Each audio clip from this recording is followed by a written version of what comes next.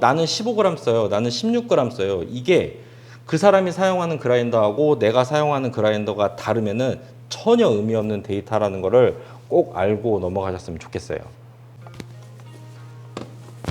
네, 여러분 안녕하세요. 오마이커피의 시간입니다. 오늘은 컴프레서에 대해서 이야기를 다시 한번 해볼 거예요. 한 6개월 정도 전쯤에 사용하는 방법에 대해서 영상을 만들어 드린 적이 있었죠. 리뷰를 하려고 사놓고 써보니까 리뷰할 만한 제품이 아니어서 안 한 것도 많고, 한번 리뷰를 하고 사실상 뭐 제가 다시 사용할 일이 없는 제품들도 많았어요. 그런데 요거 같은 경우에는 그동안 리뷰를 했던 제품들 그 중에서도 가장 많이 사용했던 제품인 것 같습니다. 정말 만족도도 높고 그 다음에 적극적으로 추천해 드릴 만한 어떤 그런 제품인데, 그동안 6개월 동안 좀 많이 여러 번 사용을 해보면서 여러분들이 가급적이면은 처음에 사용을 할 때 한 방에 좀 맛있는 커피를 만들 수 있도록 좀 팁들, 그런 것들 위주로 해서 설명을 드려보도록 할게요. 첫 번째는 분쇄된 커피를 사용하시는 분들을 위한 팁들이에요. 그러니까 집에 그라인더가 없으신 경우가 되겠죠. 일단 크레마는 없습니다. 기대를 하지 마세요. 크레마라는 거는 커피가 물을 만나서 일단은 가스가 나와야 되고요. 그 다음에 두 번째가 이 바스켓 내부에 충분한 압력, 그러니까 저항력이 있어야지만 크레마가 생성이 됩니다. 근데 일단 커피라는 게 일단 분쇄가 되고 나면은 가스가 이제 굉장히 빠른 속도로 이제 방출이 되기 때문에 사실상 크레마는 기대를 할 수가 없어요. 하지만 그렇다고 해서 너무 실망할 필요는 없습니다. 우리가 추출하려는 게 커피 안에 있는 커피 성분이지 그런 거품을 뽑아서 마시는 게 아니기 때문에 그렇게 걱정하실 필요는 없습니다. 요게 이제 제가 월요일 날 분쇄해 놓은 커피거든요. 그러니까 월요일 날 분쇄했으니까 오늘이 금요일이니까 5일차 되겠네요. 요걸 갖고 내리는 방법 한번 보여드리도록 할게요.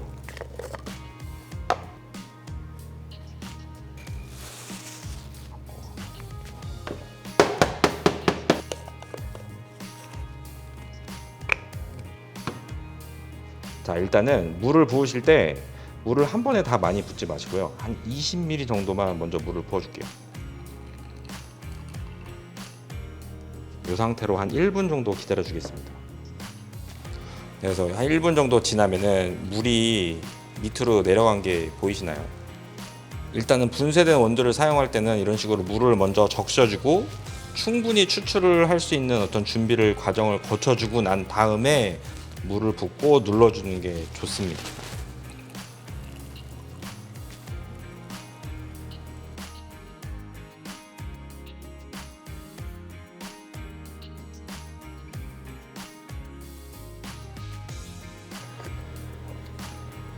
솔직히 이걸 갖고 뭐 아메리카노라든가 우유랑 섞어서 마신다거나 전혀 맛의 어떤 부정적인 맛이라든가 이런 것들은 느끼기 힘듭니다.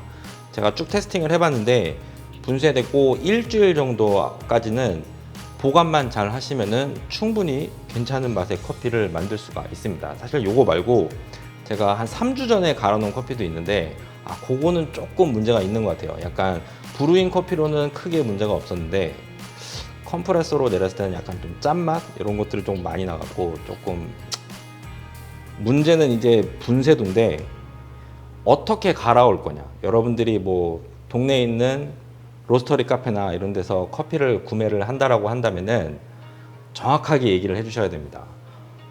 매장에서 사용하시는 에스프레소 그라인더하고 동일한 분쇄도로 분쇄를 해달라고 이야기를 하셔야 돼요.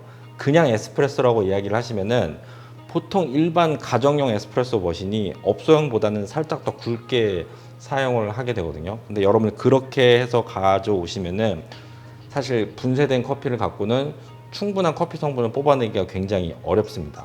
그냥 정확하게 매장에서 사용하는 에스프레소 굵기하고 동일하게, 아니면 차라리 그것보다 살짝 더 가늘게 분쇄를 해달라고 이야기하는 게 좋습니다. 그 다음은 이제 물의 온도하고 얼마만큼의 물 양을 사용할 건지 그 부분에 대한 내용인데, 일단은 제가 얼마 전에도 영상을 한번 올려드린 적이 있었어요. 찬물, 그러니까 완전히 얼음물을 갖고도 컴프레소 갖고 에스프레소를 뽑을 수 있다는 걸 제가 보여드린 적이 있습니다. 일단은 물의 온도하고 크레마하고는 관계가 없습니다. 그냥 크레마라는 거는 커피가 물이 만나서 가스만 생성이 되면은 무조건 나온다라고 보시면 되세요. 그러면은 도대체 몇 도의 온도를 쓰면은 커피가 맛있는가? 근데 제가 추천드리는 거는 무조건 끓는 물만 사용을 하십시오. 지금 팔팔 끓고 있거든요. 뭐 볼 것도 없이 100도 찍겠죠. 근데 이거를 여기다가 놓고 물을 부으면, 네, 보시면 물 온도가 거의 91도, 92도 지금 계속 떨어지고 있죠. 그러니까 사실상 여러분들이 끓는 물을 사용을 하셔도요, 일반적으로 사용되는 에스프레소 어떤 머신의 기준치 온도보다도 떨어진 물의 온도를 사용한다고 생각을 하시면 되세요. 그렇기 때문에 물의 온도는 무조건 끓는 물, 요거는 타협의 여지가 없습니다. 그 다음에 물을 얼마만큼 부을 거냐가 이제 굉장히 중요한데, 이쪽에 보시면은 눈금이 있거든요. 제일 위에 눈금이 이제 60이라고 적혀 있는데, 제가 추천드리는 거는 맨 위에 있는 눈금 밑으로는 이제 물을 넣지 마세요. 무조건 맨 맥시멈까지 물을 넣어주시고, 가급적이면은 그거보다 조금 더 넣으셔도 상관이 없습니다. 왜 그러냐면은 제가 요거를 이제 추출을 한번 해볼게요.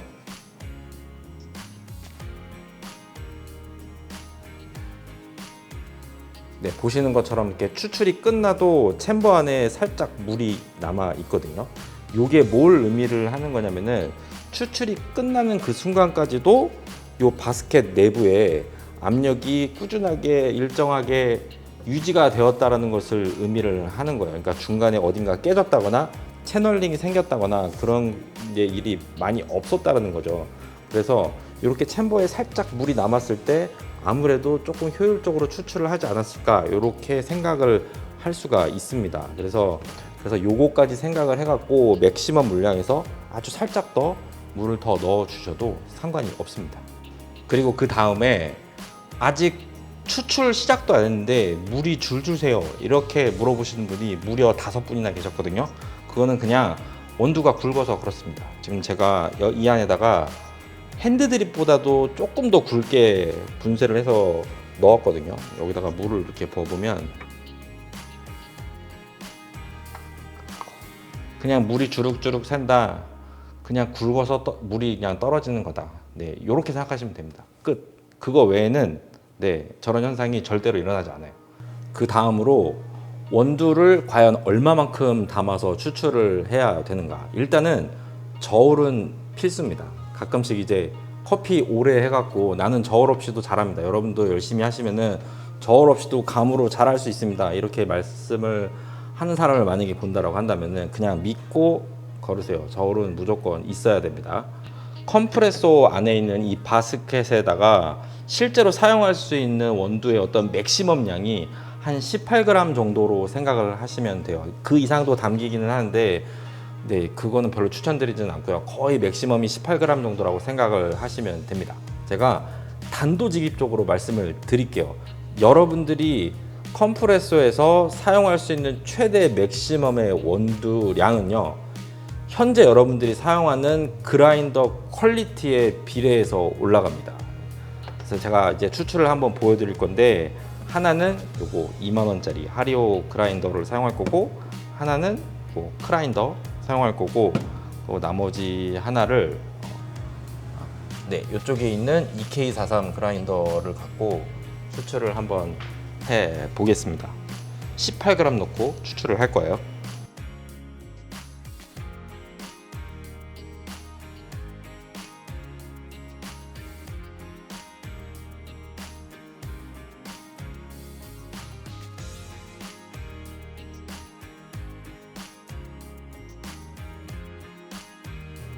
제가 깜빡하고 말씀을 안 드렸는데, 그람 수가 늘어났다는 거는 그만큼 분쇄도가 굵어졌다는 걸 의미를 하죠. 그거를 머릿속으로 생각을 하고 일단 들어주세요. 일단은 하리오로 내린 거를 마셔보면은 일단은 맹탕입니다. 과연 이게 18g 내려갖고 나온 맛인가 라는 생각이 들 정도로 일단은 너무 맹탕이에요. 그리고 크라인더로 내린 거는 마셔보면은 맛은 솔직히 나쁘지 않아요.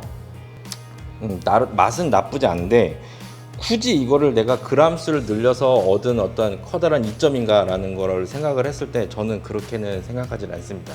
차라리 이거보다 조금 줄여서 효율적으로 사용을 하는 게 더 좋을 것 같고, 그 다음에 마지막으로 EK로 내린 거는 뭐 잘 나왔어요. 이거는 안 나오면 뭐 아니 근데 갑자기 왜 맥시멈 18g을 왜 보여줬느냐. 커피를 굵게 갈면 굵게 갈수록 약간 가는 분쇄도, 그러니까 미분이라고 흔히들 많이 이야기를 하잖아요. 그런 거하고 굵게 갈린 거하고 이 편차가 굉장히 심해집니다. 특히 이게 저렴한 그라인더로 갈수록 이 편차가 굉장히 심해지거든요. 그래서 일단은 내가 사용하는 그라인더가 조금 저렴하다, 조금 표현이 좀 그렇다, 조금 그래도 퀄리티가 그렇게 좋지 않다라고 한다면은 그람 수를 절대로 늘리시면 안 됩니다. 이게 그람 수를 늘린다고 해갖고 거기에 따른 이점을 한 개도 가져올 수가 없어요. 오히려 농도면이나 아니면 맛적인 면에서 손해를 볼 뿐입니다. 내가 사용하는 그라인더가 그래도 어느 정도 분쇄를 잘 맞춰주는 것 같다라는 믿음이 있을 때 그람 수를 조금 늘려보고요. 그람 수를 늘린 만큼 어떤 농도가 증가한다거나 아니면 맛이 조금 더 깔끔해진다거나, 왜냐하면 분쇄도가 굵어졌으니까, 그리고 대신에 신맛 같은 것도 살짝 증가하는 것이 이렇게 점차적으로 느껴진다라고 한다면은 여러분들이 상황에 맞춰서 내가 원하는 스타일에 맞춰서 그람 수를 조절해 가면서 쓸 수가 있겠죠. 일단은 잘 모르겠으면은 제가 제일 추천드리는 그람 수는 14g입니다.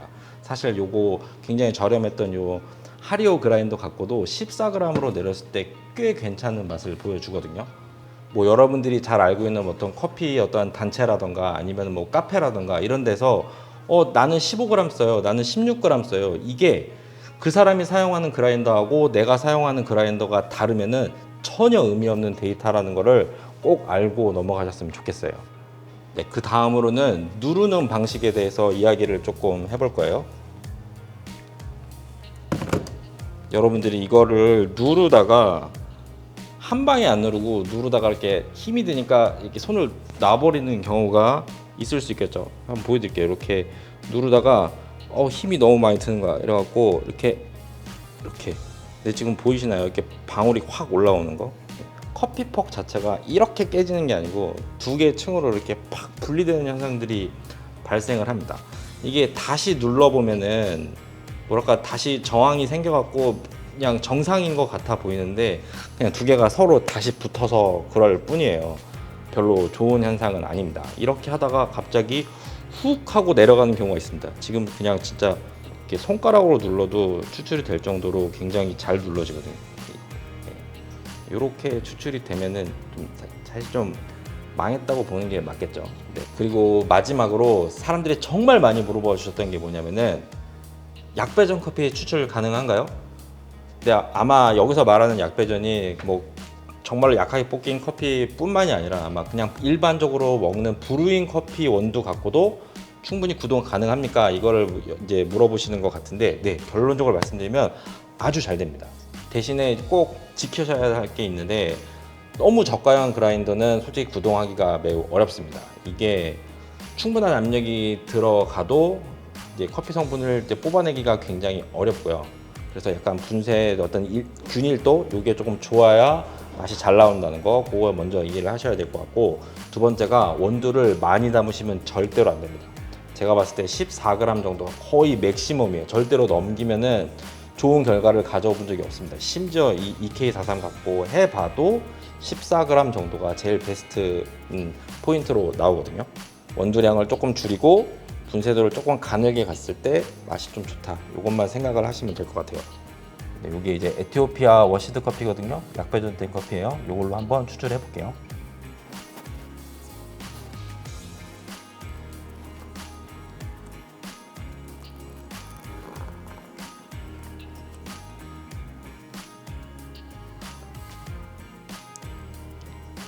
보시면은 크레마도 되게 쫀쫀하다, 뭐라고 해야 되지, 좀 촘촘한 형태로 되게 잘 나왔죠.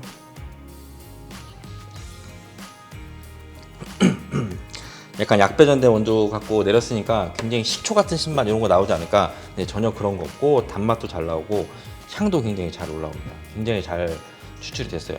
제 생각에 대한민국 사람들이 좋아하는 에티오피아 원두, 워시드, 내추럴 다 잘 나옵니다. 그리고 국가에 상관없이 내추럴 커피는 거의 대부분 추출이 다 맛있게 잘 됐습니다. 그리고 놀랍게도 게이샤 커피 추출 잘 됩니다. 제가 여러 번 내려 먹어봤는데 추출 정말 잘 됩니다.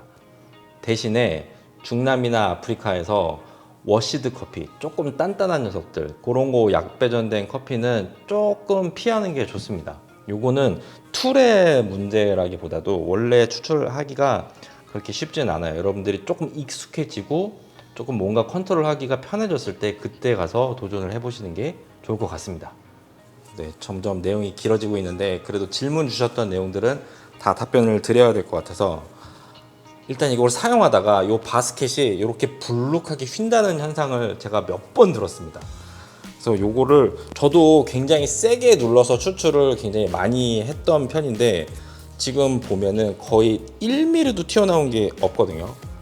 제가 봤을 때 거의 커피 추출을 하신 게 아니라 거의 웨이트를 하지 않았나. 그리고 두 번째로 누르기가 힘들잖아요. 굉장히 저처럼 이제 손목이 안 좋거나 여성분들 좀 힘이 약하신 분들은 누르다가 힘이 들면은 약간 체중을 실어주는 게 굉장히 좋은데 보통 일반 가정집에 있는 싱크대 같은 데가 지금 여기도 마찬가지인데 비슷한데 손이 이렇게 안 펴집니다. 이게 어느 정도 약간 손이 펴질 수 있을 만한 어떤 그런 높이에서 추출을 하시면은 중간에 힘들 때 내가 체중을 조금 이렇게 위에서 실을 수 있는 그런 상태가 되니까 그런 데를 좀 찾아서 추출을 하면은 좋을 것 같아요. 그리고 또 한 가지 크레마에 대한 얘기를 또 한 번 얘기를 할 건데 크레마에 대한 질문이 제일 많았거든요. 근데 사실 크레마하고 커피 맛하고 어떤 조금이라도 연관성이 있으면은 제가 어떻게든지 엮어서 좀 이렇게 기분 좋게 설명을 드리고 싶은데 없습니다. 네. 크레마의 색상이라던가 양이라던가 이거하고 실질적인 커피 맛하고 어떠한 상관관계도 없어요. 크레마는 언제 보는 거냐면은 내가 주로 많이 먹는 커피, 뭐 매장이라면 주로 사용하는 커피가 정상적으로 추출됐을 때 우리가 흔히 보는 크레마의 모습이 어떤지를 잘 기억을 해뒀다가 그거랑 다른 모양의 형태가 나왔을 때 잘못된 거 아닌가? 라는 어떤 판단 기준으로서는 의미가 어느 정도 있다라고 보는데 뭐 색상이 어떻고 양이 어떨 때 커피 맛이 이렇고 저렇고 이런 거는 없습니다. 그냥 없다라고 보시면 되세요. 나는 무조건 크레마가 양이 많은 게 좋다. 일단은 커피를 많이 담으세요. 그리고 분쇄도도 조금 굵게 하십시오. 왜냐면은 누를 때 너무 힘이 많이 들어가면 크레마가 오히려 더 죽습니다. 그래서 양 많이 넣고 누를 때 한 번에 누르는 거예요. 뜸들이기 이런 거 절대로 하지 마시고요. 그냥 처음부터 끝까지 쭉 눌러서 추출을 마무리할 수 있는 어떤 그런 형태로 추출을 하시면 크레마의 양은 어마어마합니다. 그리고 가끔씩 분쇄도를 가늘게 해서 이 안에 내부의 압력을 올려주면은 크레마가 더 잘 나오지 않을까? 라고 생각하시는 분들인데 그거는 조금 잘못됐어요. 오히려 여러분들이 분쇄도를 줄였을 때 크레마의 양이 줄어들 확률이 조금 더 높습니다. 대신에 크레마의 형태, 그러니까 폼의 질이라고 해야 되나요? 좀 더 촘촘하고 진한 색깔의 크레마가 나올 수가 있어요. 그래서 크레마 어떤 양보다는 어떤 색상이라던가 어떤 질감이라던가 이런 거에 또 집착하시는 분들은 살짝 분쇄도를 가늘게 해서 추출을 하는 것도 괜찮다고 생각을 합니다. 어쨌든 뭐 보기 좋은 게 먹기도 좋은 거니까 네, 저도 인정합니다. 요즘에 아무래도 시국인 만큼 집에서 이제 간편하게 커피를 마실 수 있는 장비들 이런 것들에 관심들이 많으신 것 같아요. 컴프레소는 제가 굉장히 추천드리는 장비 중에 하나입니다. 이거 말고도 휴대용 에스프레소 기구들 정말 여러 가지가 많죠.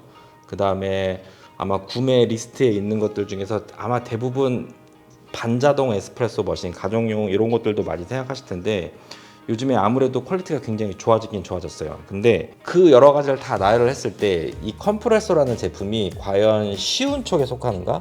어려운 축에 속하는가 저한테 물어보신다면 얘는 단언컨대 쉬운 제품입니다. 정말 쉬운 제품이에요. 컴프레소를 갖고 커피를 즐기는데 중간에 포기를 하고 뭐 그만뒀다, 뭐 귀찮다, 어렵다 라고 느끼신다면은 그런 분이 반자동 머신을 집에다 뒀다, 중간에 포기한다에 제 손목. 아무튼 컴프레소를 처음 사용하시는 분 아니면은 지금 현재 갖고 계시는 분들 조금 더 잘 활용할 수 있는 그런 팁이 됐으면 좋겠습니다. 내용이 도움이 되셨다면 구독과 좋아요 꼭 잊지 말고 눌러주시고요. 다음에 더 좋은 내용으로 찾아뵙겠습니다. 들어가세요.